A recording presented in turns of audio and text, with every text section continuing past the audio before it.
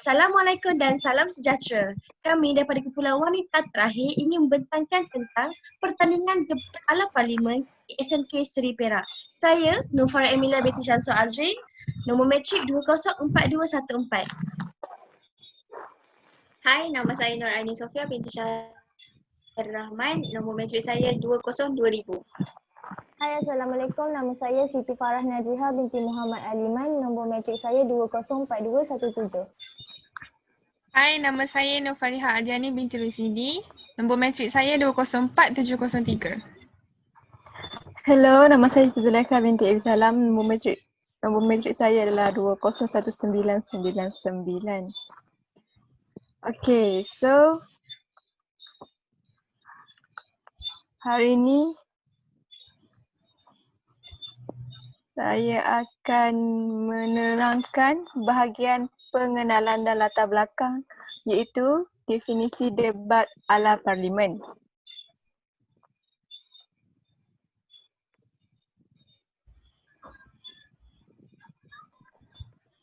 Okey. Definisi debat ala parlimen adalah perbahasan yang merupakan sesuatu usul di parlimen dan menjadi model kepada bentuk perbahasan ala parlimen. Usul tersebut merupakan cadangan yang berbentuk dasar kerajaan yang akan dibentangkan. Debat ala parlimen ini, pihak kerajaan akan mengemukakan usul dibentang dan dibahaskan. Debat adalah sesuatu yang menonjol memberatkan frasa-frasa tertentu yang menyokong peranan kita sebagai pihak kerajaan maupun pihak pembangkang. Okey, seterusnya saya akan serahkan kepada Farah Najiha.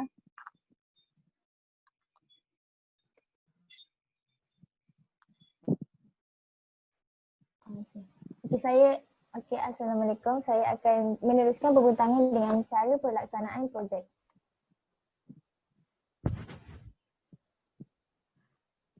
Cara pelaksanaan projek ini terbagi kepada 4, iaitu yang pertama penyertaan, tata cara perbahasan, izin laluan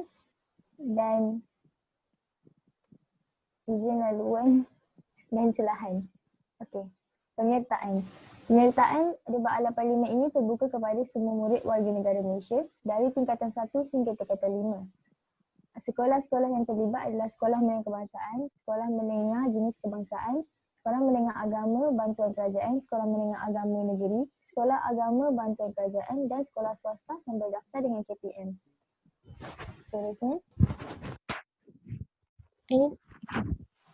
Seterusnya adalah tata cara perbahasan. Tata cara perbahasan terbahagi kepada 5. Yang pertama, pengendalian perbahasan. Pengendalian perbahasan bermaksud 2 minggu sebelum pasukan bertanding, pasukan akan diberikan usul ataupun pasukan akan diberikan tajuk. Seterusnya, pihak pembangkang dan kerajaan akan membuat cabutan-cabutan undian di bilik urus sipil. Seterusnya, pasukan yang terlibat akan dikuarantin dalam bilik tersebut. Ini untuk memastikan tiada sebarang kebocoran yang berlaku sebelum pertandingan dijalankan. Yang kedua adalah peranan yang di-Pertuan Dewan. Peranan yang di-Pertuan Dewan adalah berkuasa menjayakan projek ini. Seterusnya, yang di-Pertuan Dewan juga berkuasa mengumumkan keputusan pertandingan. Selain itu, beliau juga akan menerangkan tentang peraturan secara ringkas debat ala parlimen ini. Seterusnya, beliau juga akan memperkenalkan penjaga masa, panel hakim dan para pembahas. Yang ketiga, peranan penjaga masa. Penjaga masa berperanan untuk memastikan 10 minit diperuntukkan untuk pembahas berhujah dan 5 minit untuk ucapan penggulungan. Masa yang diambil bermula dari permulaan pembahas berhujah. Yang kelima adalah peranan pembahas. Peranan pembahas terbagi kepada 4, iaitu peranan pembahas pertama, peranan pembahas kedua, peranan pembahas ketiga dan peranan penggulung.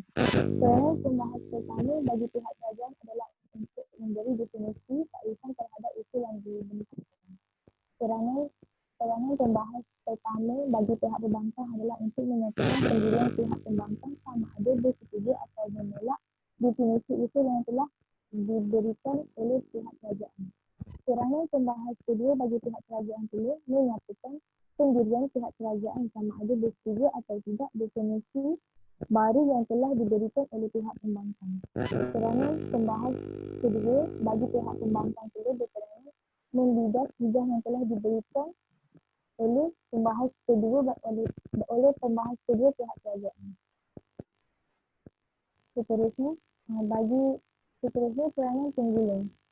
Peranan penggulung adalah untuk membidas hujah atau usul dan fakta-fakta pihak pembangkang dalam membahaskan usul tersebut.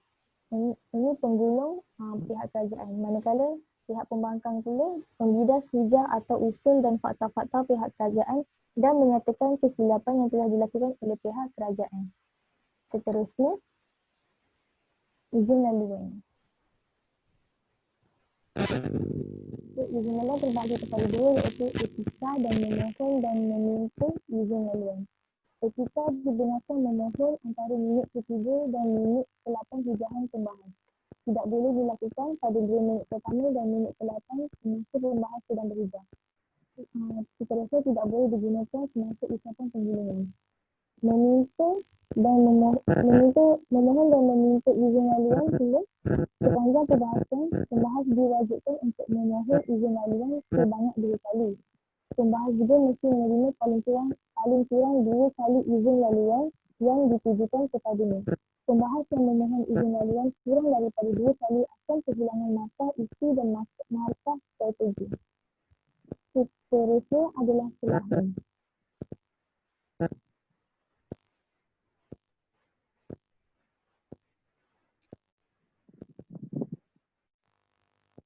Celahan boleh dilakukan pembahas keempat dan kelima kedua-dua pihak. Celahan juga boleh dilakukan antara minit ke-7 dan 8 pembahas pertama, kedua dan ketiga bagi kedua-dua pasukan yang sedang berhujah. Celahan juga, masa celahan yang diperuntukkan adalah 1 minit sahaja. Celahan yang diberikan adalah berbentuk hujah dan fakta yang padat. Dan saja saya teruskan kepada pembentang seterusnya, Fariha. Okey, saya akan meneruskan pembentangan itu. Saya akan membentangkan cara penilaian projek. Okey, untuk sistem permarkahan debat ala parlimen ni akan dinilai berdasarkan hujahan dan juga ucapan penggulungan. Seterusnya, okey, untuk hujahan, markah keseluruhan untuk hujahan adalah sebanyak 110 markah. Dan pembagian markah untuk hujahan adalah dari segi isi iaitu 30 markah, kerjasama 10 markah, strategi 30 markah, untuk gaya 20 markah dan bahasa 20 markah. Dan masa yang diperuntukkan untuk hujahan adalah selama 8 minit. Okey. Yang seterusnya adalah ucapan penggulungan. Untuk ucapan penggulungan, markah keseluruhannya adalah sebanyak 50 markah. Pembagian markah akan diberikan berdasarkan strategi iaitu sebanyak 15 markah, bahasa dan gaya adalah sebanyak 10 markah dan isi sebanyak 15 markah. Masa yang diperuntukkan untuk ucapan penggulungan adalah sebanyak 4 minit. Okey, untuk pertimbangan pemarkahan iaitu untuk hujahan, hakim akan mengambil kira dari segi tiga benda, iaitu yang pertama dari segi strategi iaitu struktur dan juga tempoh masa pengujahan.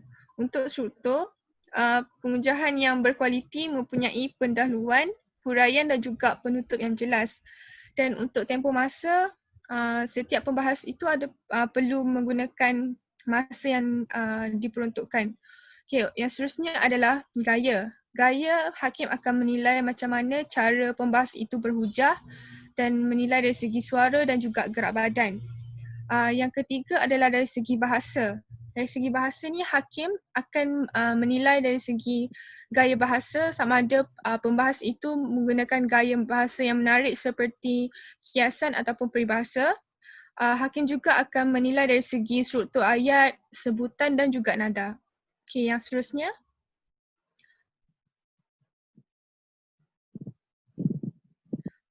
Okey, yang seterusnya adalah pertimbangan pemarkahan bagi ucapan penggulungan. Okey, ucapan penggulungan juga hakim akan menilai dari segi 3 perkara. Yang pertama adalah isi. Isi ni adalah hakim akan menilai di mana pembahas itu mampu untuk merumus, menggulung dan juga menegaskan hujahan mereka. Yang kedua adalah strategi. Strategi di mana pembahas itu dapat merumus hujah pihak lawan dan macam mana pembahas itu dapat menggulung dan menegaskan hujah pasukan serta bidasan mereka. Dan yang terakhir adalah gaya dan juga bahasa. Untuk ucapan penggulungan, gaya dan bahasa akan merujuk pemarkahan bahagian penghujahan. Itu adalah cara penilaian projek. Saya berikan kepada pembentang yang seterusnya. Hai, jadi saya akan menceritakan tentang kelebihan dan manfaat pertandingan debat ala parlimen. Pertandingan debat ala parlimen ini mempunyai banyak kelebihan terutamanya kepada pelajar, sekolah dan masyarakat.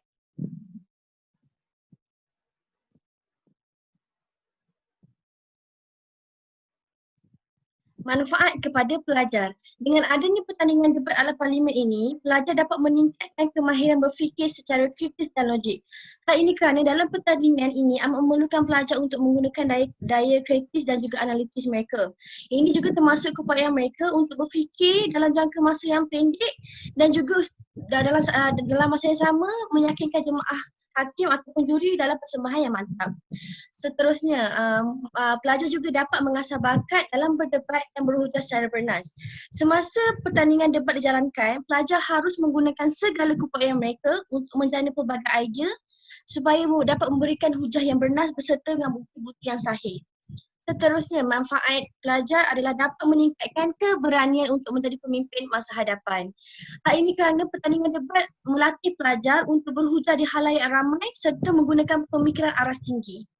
Seterusnya, banyak manfaat yang akan diperolehi oleh sekolah melalui pertandingan debat ala parlimen ini. Yang pertama, sekolah akan dapat mempamerkan bakat pelajar dalam berdebat. Ini kerana pelajar-pelajar yang mempunyai kebolehan dan keberanian untuk berdebat akan diberi peluang untuk menunjukkan bakat mereka. Jadi pihak sekolah boleh menjadi pentas untuk pelajar mempersembahkan potensi mereka. Seterusnya, jika sesebuah sekolah itu menang pertandingan debat ala parlimen, ia dapat menaikkan imej dan nama sekolah. Jadi terbuktilah bahawa mereka mempunyai pelajar-pelajar yang aktif dan juga berkebolehan tinggi dalam berdebat. Seterusnya, sekolah juga akan dapat melahirkan pelajar yang kreatif dan juga kritis. Berikutnya, manfaat kepada masyarakat. Pertandingan debat ala parlimen sudah semestinya ada penonton yang menyaksikannya. Oleh itu, terdapat berbagai manfaat yang diperoleh pada masyarakat. Yang pertama, masyarakat dapat menambahkan pengetahuan daripada input yang disampaikan daripada pihak pembahas. Apabila penonton ataupun masyarakat yang menyaksikan perdebatan antara kedua pihak pembahas, mereka akan dapat tambahkan ilmu atau pengetahuan tentang isu tersebut. Seterusnya, masyarakat akan dapat berfikir dan menganalisis sama ada input yang dibahas tersebut tepat ataupun tidak. Maksudnya di sini, masyarakat yang menyaksikan pertandingan itu akan cuba memahami dahulu apa yang input diperkatakan. Kemudian mereka akan menganalisis sama ada isu-isu itu berfokus ataupun lari pada landasan yang sebenarnya. Seterusnya, sekolah juga dapat mengaplikasikan isu yang dibincang, masyarakat dapat mengaplikasikan isu yang dibincang dalam kehidupan seharian mereka. Dan yang terakhir sekali, masyarakat juga dapat gambaran mengenai pertandingan debat ala parlimen. Seperti kita tahu, tidak semua masyarakat pernah menyaksikan pertandingan debat. Hal ini kerana mereka tidak diberi peluang untuk merasai pengalaman. Namun, bagi penonton ataupun masyarakat yang pernah menyaksikan debat ini akan merasa pengalaman yang hebat dan mendapat gambaran awal tentang situasi sebenar berlaku di parlimen. Itu sahaja bagi topik saya. Kemudian saya akan sambung kepada Ainin. Hai, saya akan menerangkan tentang bahagian penataran. Dalam bahagian penataran, kita akan membincangkan tentang 4 perkara, iaitu standard kandungan, kemahiran mendengar dan bertutur, kemahiran menakul, dan kemahiran menulis. Dalam standard kandungan, saya akan menerangkan daripada 3 aspek, iaitu aspek pengetahuan, aspek kemahiran dan aspek nilai. Dalam aspek pengetahuan, bahas akan kita akan kenali format bahas. Lepas tu ada juga berfikiran, kita boleh berfikiran tajam. Kemudian bahas juga mengajar kita untuk berhujah secara spontan dan banyak perbendaharaan kata yang baru yang kita pelajari. Yang kedua adalah aspek kemahiran. Dalam aspek kemahiran adanya hujah secara bernas dan teratur, mental aktif, kreatif dan kritis. Dan akhir sekali debat ala parlimen ini akan mengajar kita supaya bertutur secara spontan. Daripada aspek nilai pula, dalam debat ala parlimen kita akan belajar aspek nilai bekerjasama, tolong menolong, hormat menghormati dan nilai toleransi. Seterusnya, saya akan membincangkan tentang kemahiran mendengar dan bertutur. Kemahiran mendengar dan bertutur ada 4, iaitu proses pengamatan dan pengecaman bunyi, hasilkan bunyi dalam bentuk percakapan, menangkap setiap hujah yang diutarakan, dan akhir sekali ialah menyatakan hujah secara bernas. Yang ketiga adalah kemahiran menulis. Dalam kemahiran menulis, menulis penggunaan bahasa audiens dan gaya penulisan secara menyeluruh. Seterusnya ialah tingkatkan kemahiran menulis, merangka isi debat dalam masa yang singkat dan hasilkan sebagai penulisan dengan tepat dan jelas. Seterusnya ialah kemahiran menakul. Dalam kemahiran menakul ada 2 kemahiran, iaitu bukti hujah secara logik dan sahih, dan yang kedua ialah kebolehan berfikiran secara kritis dan kreatif. Itu saja daripada bahagian penataran. Dan sekarang Farah Najah akan memberi kesimpulan. Okey, saya akan memberikan sedikit kesimpulan. Kesimpulan daripada projek debat ala parlimen ini adalah terdapat banyak peraturan dan syarat untuk melaksanakan debat ala parlimen ini. Namun terdapat juga banyak kelebihan yang kita boleh perolehi daripada melaksanakan debat ala parlimen ini, antaranya dapat meningkatkan kemahiran komunikasi dalam kalangan pelajar. Oleh itu, setiap sekolah perlu aktif dalam melaksanakan dan menyertai debat ala parlimen ini untuk meningkatkan lagi kemahiran komunikasi setiap pelajar. Sekian saja daripada kami. Assalamualaikum, terima kasih. Sekian, terima kasih.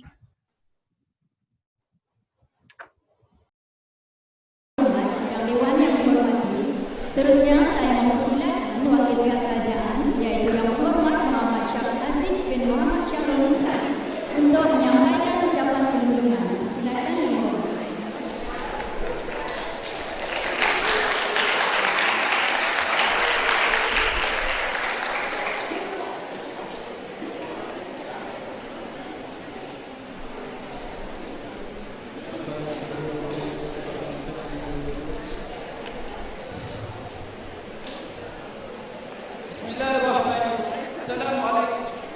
Bismillahirrahmanirrahim. Assalamualaikum warahmatullahi wabarakatuh. Tuan serta seluruh warga Dewan, 5 minit terakhir dalam pengumuman akan saya rumuskan kepada 3 indikator. Pertama, mengapa kami katakan hari ini hujah-hujah pihak pembangkang tidak bertepatan dengan usul. Pihak pembangkang gagal membuktikan kesilapan dalam usul. Kedua, keberjayaan kami di perwakilan kerajaan membuktikan bahawa hakikatnya transaksi tanpa tunai sememangnya dimensi ekonomi negara maju. Tuan Yang di-Pertua, kegagalan asas pembangkang pada hari ini sangat diberceritakan. 6 izin aduan kami tidak ada yang dapat dijawab dengan tepat oleh mereka. Sedangkan 5 izin aduan mereka, kesemuanya dapat dijawab dengan tepat oleh kami. Tuan Yang di-Pertua, kini saya beralih kepada bidasan terhadap pihak pembangkang. Sidang Dewan sekalian, sedar atau tidak sedar, sedar atau tidak sedar, pihak pembangkang pada hari ini telah melakukan satu kesilapan paling besar, iaitu menyebut menolak usul. Ketiga-tiga pihak pembangkang telah menyebut menolak usul. Yang berhormat, ingin saya tegaskan bahawa di dalam persidangan kita yang mulia ini, hanya Tuan Yang di-Pertua sahaja berkuasa untuk menyebut menolak usul. Adakah Yang berhormat ingin mengambil alih kerja Tuan Yang di-Pertua?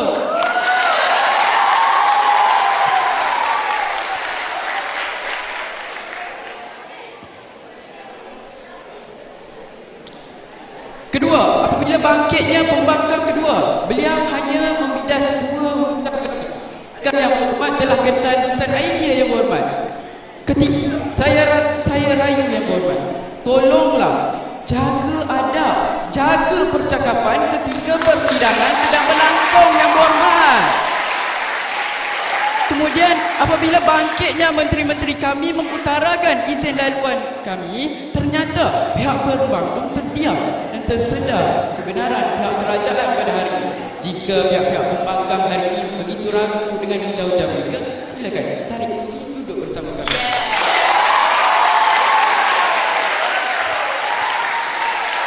Kemudian pihak pembangkang pada hari ini asyik mengatakan hujah kami tidak relevan, hujah kami tidak betul, hujah kami tidak memberi manfaat.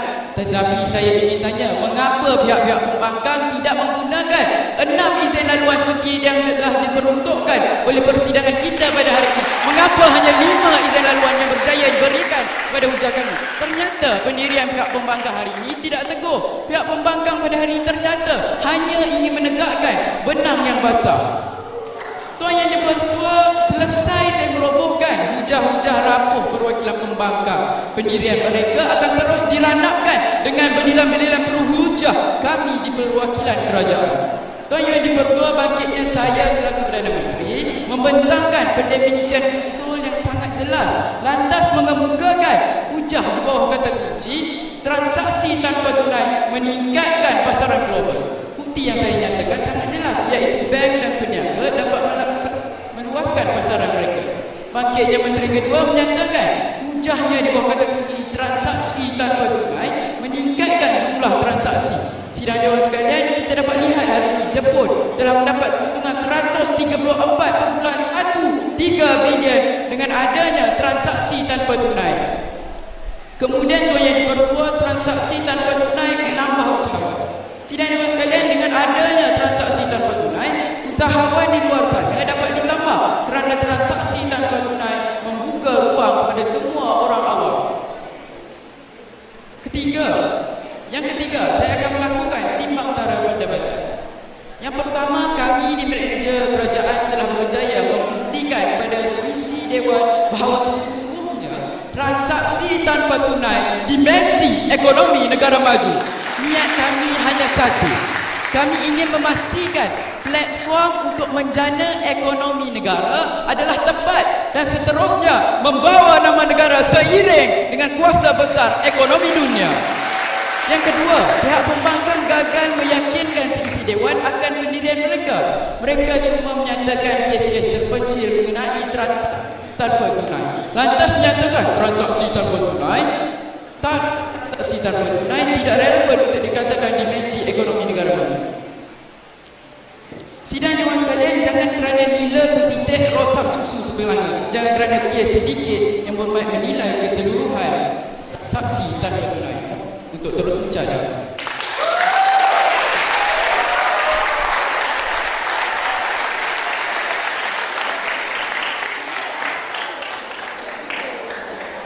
Terima kasih Yang Berhormat Muhammad Syah Azim bin